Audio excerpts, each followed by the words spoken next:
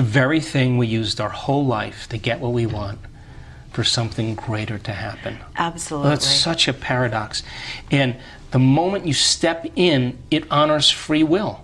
So then the person who's the new age person who's saying, well, I'm just going to wait for my Maserati to come to me. This is not how that works. Once you move into a new state of being and you're creating wealth, in other words, only gold creates gold. Lead doesn't create gold. And our job is to take those base emotions of anger and resentment and fear and anxiety, those base emotions, and transmute them into gold. Because right on the other side of our pain is freedom. Right on the other side of our lack is wealth or abundance. Right on the other side of our fear is courage. It's the same energy. It's just trapped in the body. And when we transmute that energy into something else, right? Now we have available energy to begin to design a destiny with. So then a person who moves into that elegant state of being where they're expanded and they're enriched and they're in love with life, then they can't go back to the old self, you know, because that is their new state of being. So then if you practice that every day, sooner or later it's going to begin to become familiar to you. And you may feel it, you may see things, you may hear from it. I mean, there are means of communications that can be set up at going through that process. So then if you're creating wealth, yes, and you're in the state of being of abundant, you better not be thinking lacking thoughts, because an abundant person would never do that. You can't demonstrate that you're not making choices because you believe that there's not enough, lack of time, lack of energy, lack of money. A wealthy person would never, abundant person would never think of it. You can't feel unworthy and lacking if you're going to be a wealthy person. So by very logic and reason, you got to lay that down and move into this state of being. Now once you're in that state of being, you can't sit on the couch and wait for the phone call. Once you're in that state of being, you got to start making choices into the unknown from that state of being. You got to trust in the unknown. The moment you don't make the choice, you just doubted your creation. You return back to the known. And so people then, when you're in that state of being, the miraculous happens when you say, okay, I'm going to go for it. But you're not going to go for it as your limited emotional self. You're going to go for it as your unlimited self, and you begin to make those choices, and you step out into the unknown. That's when the miraculous happens, and you say, oh my God, I'm so glad I made that choice. But then waking up in the morning then, and priming your brain and body to make that change is the key.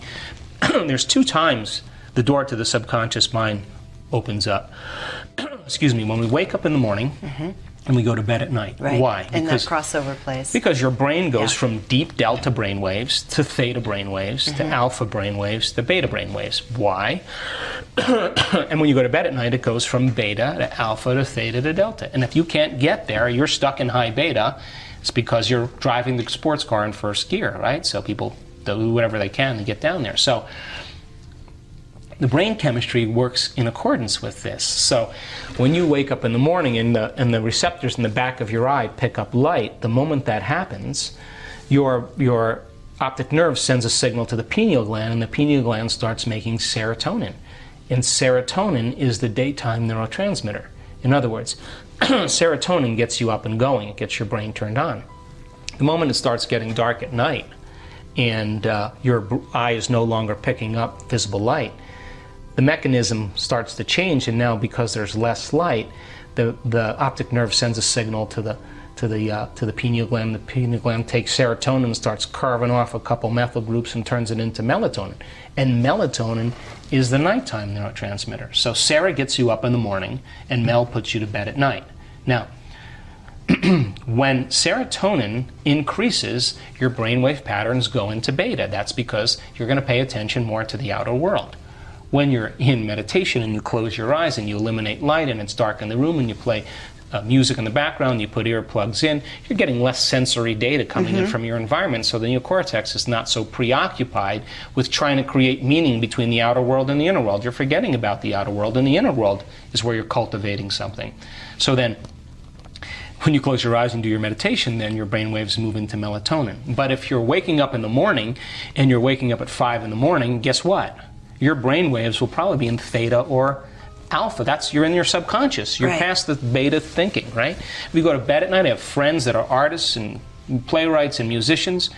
They stay up till 2 in the morning. They love that 11 o'clock till 2 in the morning. They're nighttime. They're in alpha. They got all these creative ideas. There's, me, I'm a morning person. I wake up.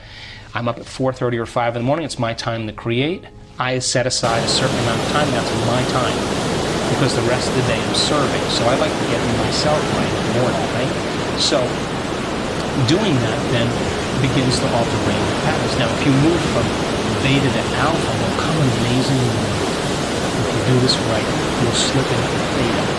Now, theta is when your body is asleep, but your mind is awake. So think about this.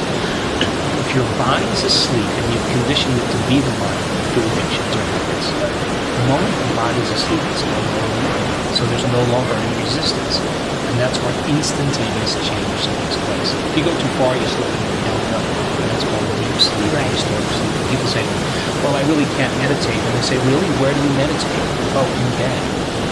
Yeah, well, get out of bed. Get out of bed, because you're going to go right to delta. So then, what we noticed in our research, to finish that other thought, is that there comes a moment when you're in that coherent level of alpha, and all of a sudden you slip into theta. And all of a sudden, when theta turns on, all of a sudden you start seeing this amazing change take place. And the body becomes so relaxed, and the energy centers, the sympathetic nervous system, switches on. But instead of switching on like you're being chased by a tiger, or switching on like having an orgasm, or ejaculating, or switching on for whatever reason, it's switching on in balance with the parasympathetic nervous system. Yes. So the parasympathetic nervous system settles the body down, but now the sympathetic nervous system turns on, and here comes that energy, and whoosh, it travels right up the central nervous system, and when it hits the brain stem, switches on what's called the thalamic gate, the reticular activating system. All that energy now hits the train station, the docking station where all the neurons go, and boom, it hits the neocortex, and now you're producing gamma brainwave patterns, and gamma brainwaves are super conscious brainwave patterns. In other words, the inner world is the real world. The experience is so profound energetically that you never forget the moment. That's when you rewrite the program. That lady we showed having ecstasy and in a state of ecstasy in their meditation, she was in high gamma. Right. We were watching her. I was watching her go. We were going alpha, alpha, theta, theta, theta. We looked at each other and we were like, oh no, Jeffrey and I, and all of a sudden, boom, here it comes, gamma. So then the moment that happens, then that's energy. Yeah. And the sympathetic nervous system now is in complete balance with the parasympathetic nervous system. The thalamic gate is open. The subconscious is out of the way. It's released. And the energy is now traveling to the thinking brain, and the person's becoming super aware. You just took the dimmer switch and went from 20 watts to 50 watts, which is normal, to 100 watts. Right. And we saw that in all the redness in the brain. Her brain was full of energy, and she was in a state of catharsis. She could control that, but why would she want to? Now she's having an orgasm in her head. Her brain is having the orgasm, and it's not chemical. It's electromagnetic. It's electromagnetic. Now, here's what happens. The moment that happens, melatonin has to change.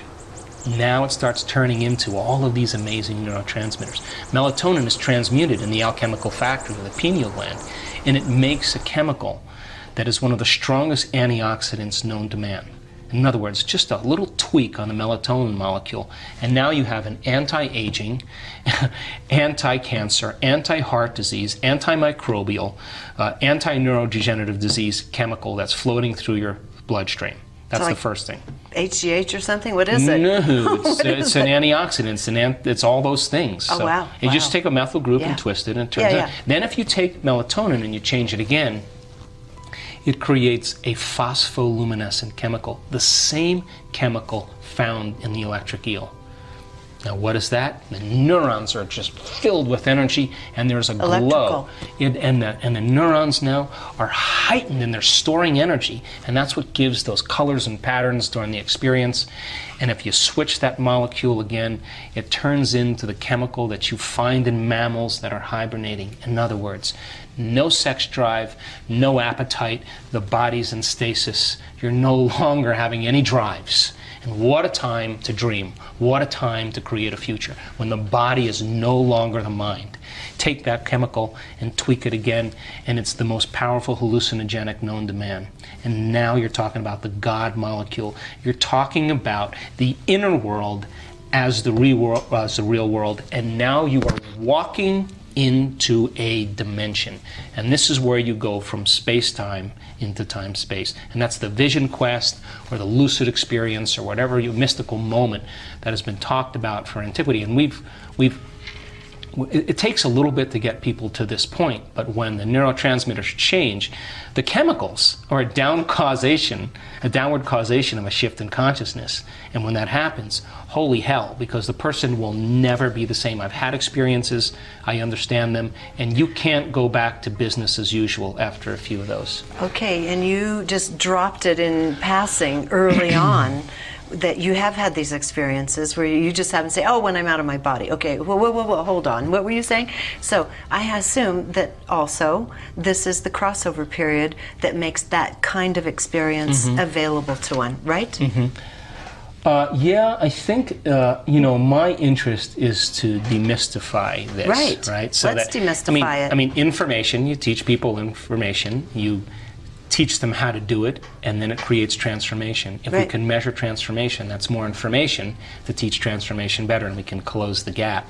So, in one of our advanced workshops, we actually did extensive meditation. One of the things I've realized in my own personal experience is that you have to go past the point where you want to lay down in your meditation. There comes a point when you want to lay down, or you want to give up or stop. If you go a little bit past that point and you sit up a little bit longer, and then you lay down, and you can do it early in the morning, because the neurotransmitters are just right. They're not quite melatonin, they're not quite serotonin, they're in between. And if you can get up and do your meditation early enough and sit up for an extended period of time and then lay down, the light show is going to begin. Yes. And so I started having these mystical experiences a couple years ago, and I would literally, they were so unusual that I had to go back to my quantum physics books and begin to look at what exactly was going on. But I wasn't taking any drugs. My brain was the